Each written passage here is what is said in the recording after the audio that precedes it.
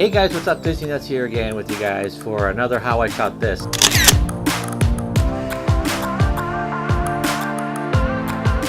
Long exposures, here we go again. Okay, so the fun thing of this shot that actually with long exposures, usually you're trying to catch stuff that isn't moving. But let's say you want to catch stuff that's moving, like in this case, the Dumbo ride here at Walt Disney World in Florida. And there's a lot of things that you could do using this type of technique. For starters, stuff like this, where you get the ride spinning, which is really cool. You can actually sit inside the ride and do the same thing as long as you're fixed on a subject and everything is moving around, which is something like this. Okay, as a rule of thumb, when I do stuff like this, my usually base to start is usually with 10 seconds. So the shutter speed, we're going to set it always around that range, 10-15 seconds. Now in order to do that, since there's certain things that we cannot control, like in this case the lighting of the environment, we're going to allow the other settings of the camera to basically set up as automatic. Okay, so without any further delay, let's head to Magic Kingdom.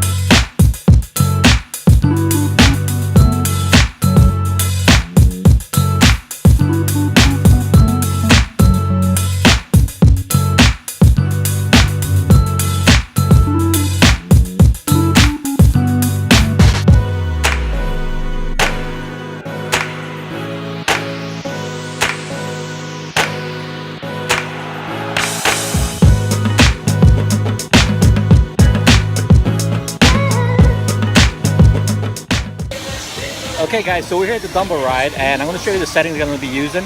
Now really important for this thing, we actually want to make sure that we got at least good 10 seconds on the exposure. So we're going to be playing with the f-stop until our exposure meter is right in the middle, but we can get at least 10 seconds, okay?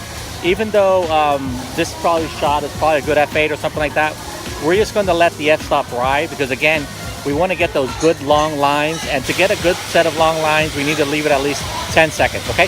So I'm going to flip the camera so you guys can see the settings that I have on it right now. Okay, so first, we want to lock our ISO at 100. And again, I'm be shooting this in manual mode. That's where you got the M there. Okay, I want to make sure my ISO is 100, so I got the best quality there. And then I'm going to be playing with my shutter speed. I want to make sure it's at least 10 seconds. 10 seconds is a good, nice round number. We can get some really good long lines. So we're going to leave it at 10 seconds. Now, you see the exposure meter is not in the middle, okay? Well, here it is in the middle, but let's say it's over here. So we're going to play with our f-stop until we get that into the middle, which is basically 7.1. Okay, 7.1, there we go. Okay, so there we go. We got 10 seconds, which I manually set. ISO 100, which we set.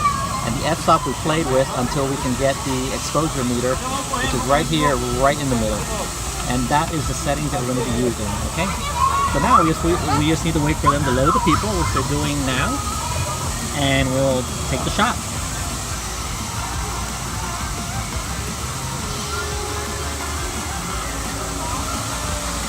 Okay, so there they go. We just got to wait probably to the last 20 seconds when all the Dumbos are actually going to go all the way to the top. And there is it's pretty funny because you got to catch it like really at the end when you see all the cards go up at the same time. It's okay if some of the cards you do not get them. They don't all need to be spinning all the way on the top. As long as you get, you know, a good 5 or 6 of them that are spinning on the top, we should be fine. So I'm going to wait here and I'm going to tell you exactly when I'm going to hit the button so you can see exactly what I mean. Okay, and you see there's a couple of them still spinning on the bottom, so we don't want to hit the button yet. Let them spin, let them spin. Don't get dizzy on me now. Okay. You see there's a couple still on the bottom over here, so not yet. When those start popping up, then we know when to hit the button. Okay, not yet, not yet. And okay, they turn blue. I'm gonna go ahead and hit the button. There we go, they all go up. I hit my shutter release.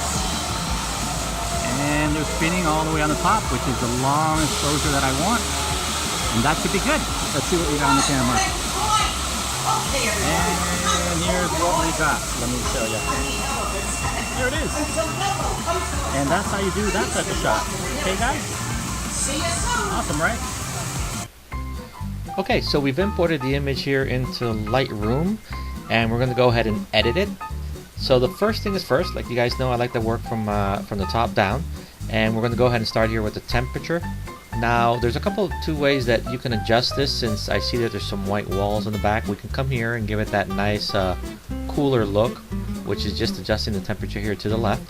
Or I can come with the eyedropper right here, which is the white balance selector, and I can look for a white spot on the image, and it basically does more or less the same thing. This is good for a starting point, but I usually like to bring it back a little bit because sometimes it's a bit too much.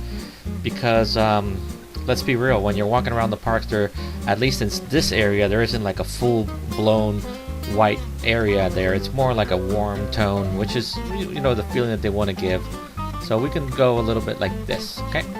The next thing, exposure, we're going to leave the exposure as it is, because when we shot the photo earlier, we eventually made sure that our exposure was right in the middle, so we don't need to touch this. Okay, the highlights, I like to bring them down a little bit, and that sort of like brings out the details from the stuff that's really bright. And the shadows, just a tad, you know, just to bring out the skies and stuff like that. Let's bring down the blacks. Like you guys know, I like to bring down the blacks before I bring up the whites. And the white gives it that nice pop to it. Okay, clarity, always give it. You can give it a touch. Not much on this stuff. I like clarity. You know, guys, I like to use it when we're talking about water and certain stuff. But stuff like this, we could just give it a tad, just to give it a little bit more sharpness. Vibrance, sure. And saturation, I think we got enough color in here. Maybe too much, so let's go back a little bit. And let's scroll down. We don't need to touch any of these colors. It's pretty straightforward. Sharpening, yes, we can sharpen a little bit here, at least a good half, 80% there. And let's bring up the noise reduction a tad. I usually bring it more or less half of what I select on the sharpen. That way it sort of like evens it out. You can see it looks nice and smooth here, which is the effect that we want. Moving down here, we want to do the lens correction. Sure, let's remove chromatic aberrations, and the lens correction, as you guys know, will fix the edges here. This is perfect. And that's basically our image. We can crop here a little bit if we want to sort of like to center the thing here. And that looks good. Another thing that we can do is actually bring out the sky a little bit, which I like to do sometimes. And the way that we're going to do that, we're going to use the brush here, and we're going to use the temperature. As you know, we adjusted the temperature to bring out the, give it like a cooler feel, which brings out the blues. So we're going to do that here, but we're only going to paint it on the top. So what we're going to do, we're going to select temperature, which is basically one of the defaults, and we can just bring this down a little bit, and we're going to paint right over it. Obviously, we need to make sure that my brush is pretty, you know, the flow is pretty high, so that way it does some effect. Because if we don't, it won't do much to it. Okay. And you know, I like to go here and click on the show mask array, so I know what I'm painting. Make sure I get all the way into the edges. One thing here when I use Lightroom is that when I see the description here of the lens of the photo, sometimes I forget to paint behind it. So it's so when the photo comes out, it sort of like looks unbalanced. Okay, that looks good. And let's turn that off to see what we got. Okay, now it's pretty dark, so let's bring up the exposure. And now you can see the blue is starting to come out. Let's bring it down even more. And there we go. Now, for stuff like this, the sky obviously looks pretty cool, but that all depends of the day that we're shooting. If that days there were clouds and they were moving, you'll get that good, really cool effect on them. If you don't, then well, that's, you know, that's the thing that happens sometimes when you go. You don't know what you're going to end up with on the when you're talking about the sky. Some days you'll get some good stars, sometimes you won't. So it all depends. So okay, so there we go, and I'll actually bring the blacks down a little bit to give it a little bit more. Which is ironic because I brought the exposure up, but the black up. That's somewhat. I like doing this. It sort of like kills a little bit takes a little bit off of the high end for some reason. And there you go, guys. That's our image that we took. And as we mentioned in the video, 10 seconds, 6.3 ISO 100. Look at how cool it looks. There you go. Okay guys, so that is how you do those long trailing exposures like we did here with Dumbo Ride.